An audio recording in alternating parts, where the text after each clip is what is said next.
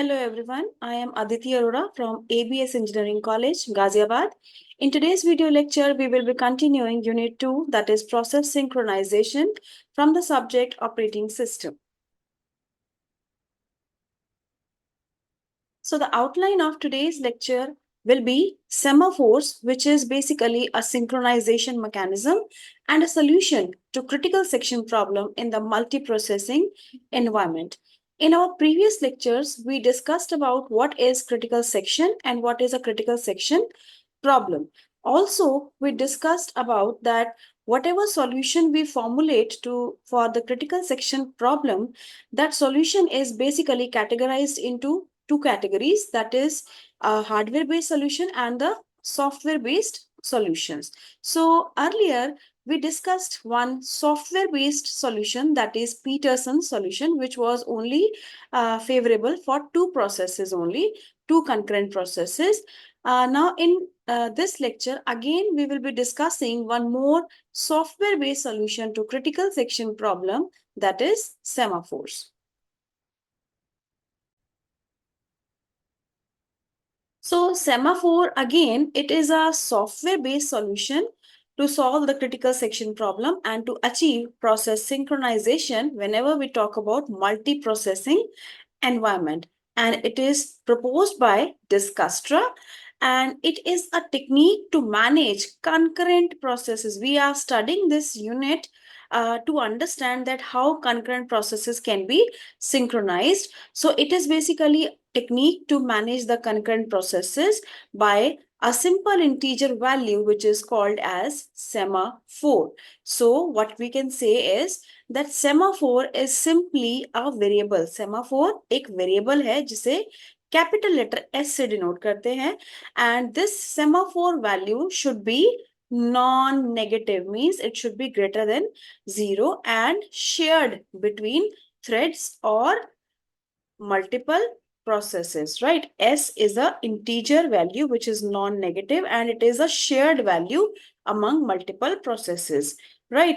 So a semaphore capital S, as I already said, that it is denoted by the capital letter S, is an integer variable that apart from initialization can be accessed only through two standard atomic operations, that is wait operation and the signal operation. In order to understand the concept of semaphores, these two operations are very important. So we will discuss more about these two operations in more detail in the subsequent slides. So let us understand first about the wait operation. Wait operation is also named as sleep operation, or it is also named as the down operation. In some books, you will see the keyword wait. In some books, you will see sleep and sometimes down operation, right? It is denoted by capital letter P, which is derived from a Dutch word named as proberen, and proberen means to test. So what it means is that wait operation is basically used to test whether a process can enter the critical section or not, right? Here is a simple definition of wait operation. Here you can see that capital S is a semaphore on which we are applying the wait atomic operation. And when we apply wait atomic operation, that means here we are checking the while condition. If the value of S is less than equal to 0, if this condition becomes true, then the process will keep on waiting in this loop as we have this semicolon here, right? And whenever a process finds this condition to be false, right? As soon as the process finds this condition to be false, it will come out of this while loop and it will decrement the value of semaphore and enter the critical section. So here, as you can see, we are applying wait operation on the semaphore S. Allow the process to enter if the value of semaphore is greater than 0 or positive. Means जब यहाँ पर हमें s की value non negative मिलेगी, यानी कि 0 से बड़ी मिलेगी, तभी जो है कोई प्रोसेस क्रिटिकल सेक्शन में एंटर कर सकता है, right? Else do not allow the process if the value of the semaphore is less than 0 or 0. Less than 0 होगी या 0 होगी तो प्रोसेस क्रिटिकल सेक्शन में एंटर नहीं करेगा. Whenever the value of semaphore is greater than 0, then only any process can enter the critical section and it will decrement the value of semaphore by 1. Coming to the definition of signal atomic operation, signal operation is also sometimes named as wake up operation or simply the up operation, right? And it is denoted by the capital letter V, which is derived from again one more Dutch word, that is verhogen, and that means is to increment the value of the semaphore, right? So here is a simple definition of signal atomic operation. Again, we are applying this signal atomic operation on the semaphore S, right? So what does this mean is that if the process goes out of the critical section, then add 1 to the semaphore value. Means whenever a process completes its execution in the critical section, it notifies other processes by incrementing the value of S by 1, so that as soon as the other process see that the semaphore value is again now non-negative, then that process can enter the critical section and again decrement the value of semaphore by 1, right? So far what we have understood that semaphore is basically an integer variable which can take the non-negative values. So in the we have two operations to access this semaphore value, that is signal and wait operation. Wait operation is denoted by P and signal operation is denoted by V. Wait operation is basically to test whether the critical section is free. If it is free, then can process be allowed to enter the critical section or not? And whenever a process comes out of the critical section, it executes the signal operation, and once again it increment the value of semaphore by 1.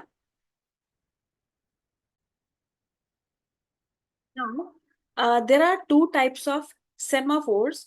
The first one is binary semaphore. As by the name, we can understand binary means that it can have only two values, that is 0 or 1.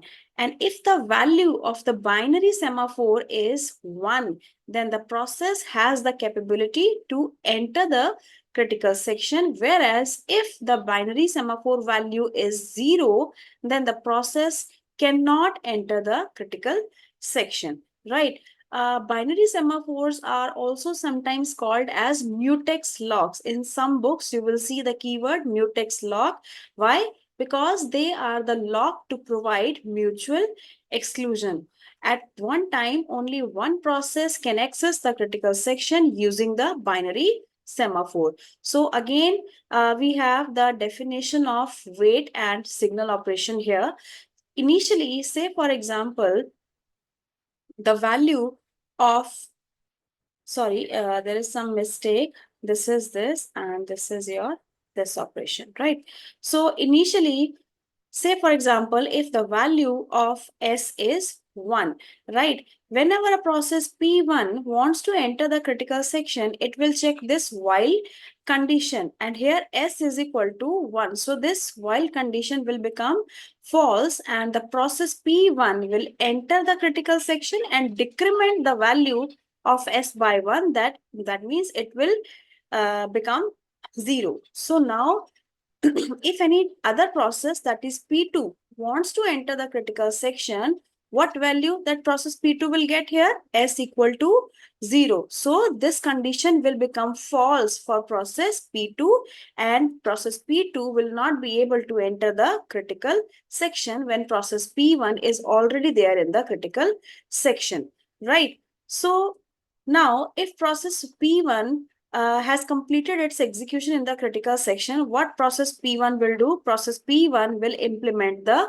signal operation on the semaphore S, and it will increment the value of S again by 1. So earlier value of S was 0, and whenever the process P1 will exit the critical section, it will again make the value of S equal to 1. And as soon as process P2 once again checks here for the value of S, it will find that now the S value is 1, and now process P2 can enter the critical section by making this while condition false, and now P2 will decrement the value of S equal to 1 to 0. So this is how wait and signal operation work in order to provide critical section to concurrent processes in a synchronized manner. The second type of semaphore is the counting semaphore, and its value can range over an unrestricted domain. As we can see, the value of binary semaphore was only 0 or 1, but here the value of counting semaphore can range from over any unrestricted domain, means it can be 6, 5, 4, any value, right? It is used to control access to a resource that has multiple instances. Now let us understand the working of counting semaphore, right? So again, this is your wait definition, and this code is the definition of your signal operation, right? So let us say that the value of semaphore S is 4. So whenever process P1 comes for the execution in the critical section, it will see the value of S equal to 4, and the while condition will be false, and process P1 will access the critical section, right? Again, if process P2 comes, and then again what value it will see? It will see the value of semaphore as 3. So process P2 can also access the critical section, right? Means basically these processes can access the multiple instances of a resource. So for example, we have a resource with 4 instances, right? So process P1 grabbed one resource, one instance. Process P2 came and it grabbed one more instance. Now process P3 comes. Process P3 will see the value of semaphore as 2. Again, process P3 can access the third instance of that resource, and then process P4 comes and it sets the value of semaphore to 1, and it can access the last instance of this resource. Now we can see if process P5 comes, right? So what it will do?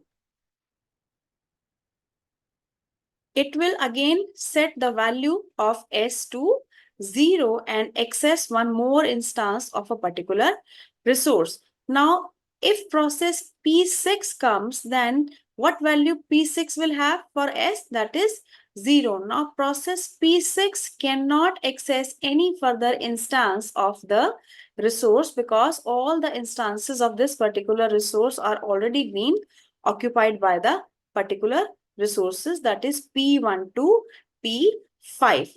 P6 will not get the chance to access any of the instance of the resource R because for P6 the value of S is now 0. So whenever any of these processes releases any instance of this resource, then again the value of semaphore will be 1. ठीक है?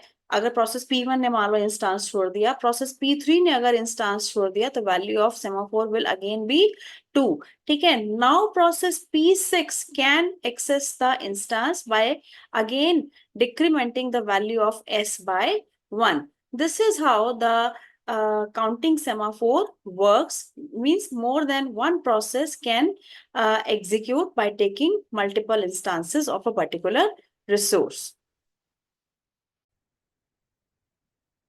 Now, let us solve one gate question, that is a counting semaphore S is initialized to 10, means the initial value of S is 10. and then 6 P operations are done and 4 V operations are done on the S. So what will be the final value of S? So we know that P operation is what?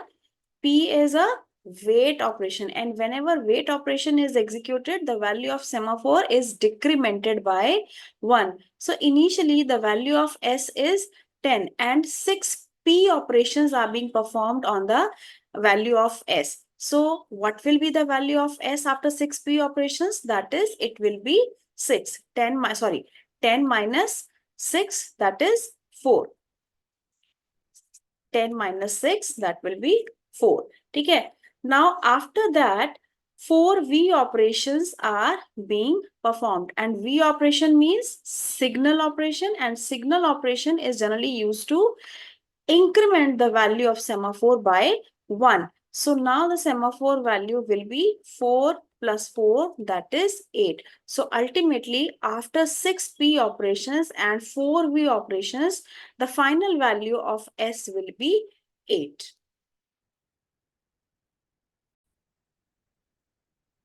The concluding remarks for today's lecture is that we have studied a new concept, that is Semaphore, which is a software-based solution to critical section problem, and we can achieve process synchronization in a multiprocessing environment by the use of semaphores.